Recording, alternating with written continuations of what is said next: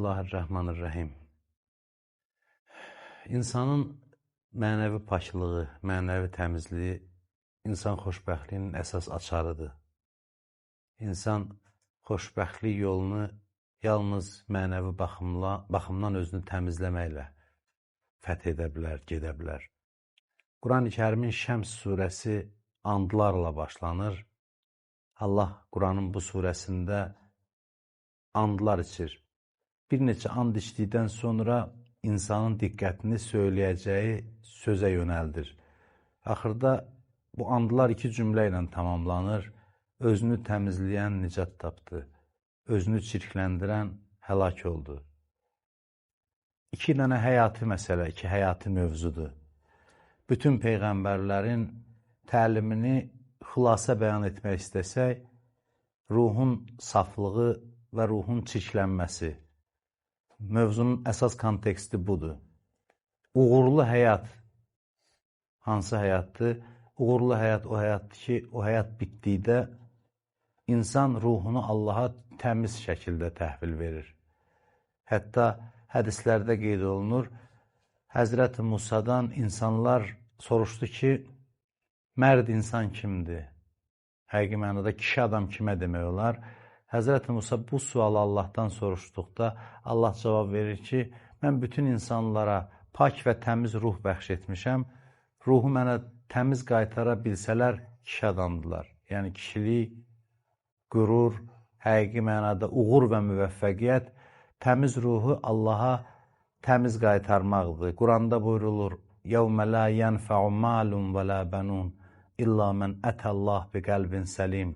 O gün nə mal fayda verər, nə övlad, nə oğlanlar, övladlar. O gün pak qəlblə gələnlər, yəni illa mən ətəllah bi qəlbin səlim, Allahın huzuruna pak ürəklə gələnlərdən başqa.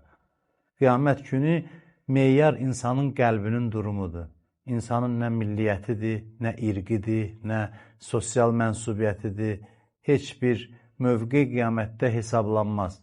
İnsanın mənəvi durumu, qəlbinin vəziyyətinə uyğun ona məqam bəxş olunar. Biz dünyaya özümüzü təmizləmək üçün gəlmişik. Həyatın keşməkeşlərindən, sınaqlarından, imtahanlarından üzü ağ çıxmaq üçün və nəticədə Allaha pak ruh təslim etmək üçün.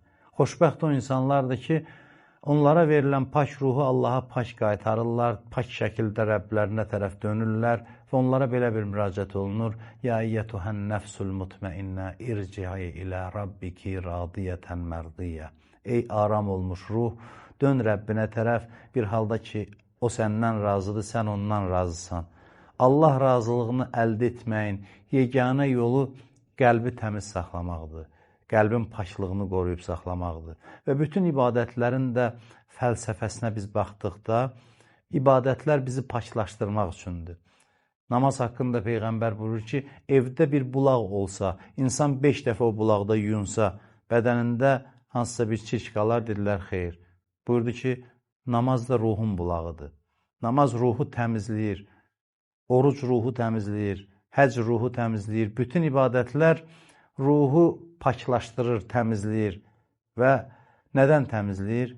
Ruhu təkəbbürdən təmizləyir. Quran-ı Kərimdə təyəmmüm ayəsi var.